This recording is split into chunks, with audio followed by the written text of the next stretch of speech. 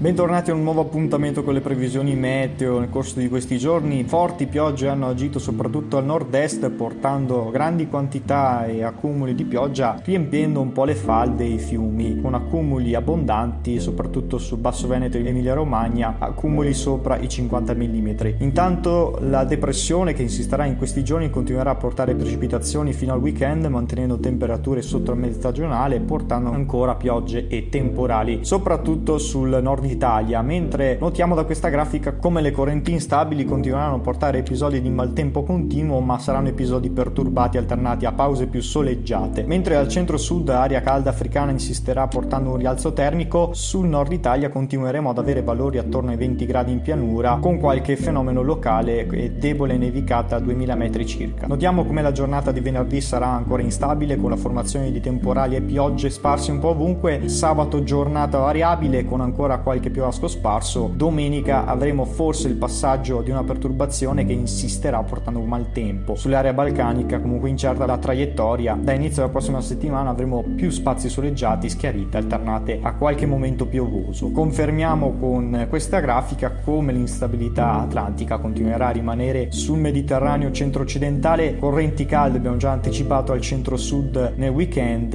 mentre aria fresca continuerà ad interagire sul nord Italia e il Veneto, portando ancora condizioni di instabilità e tanta variabilità. Temperature in media col periodo o leggermente sotto. Per maggiori dettagli consultate i prossimi aggiornamenti meteo.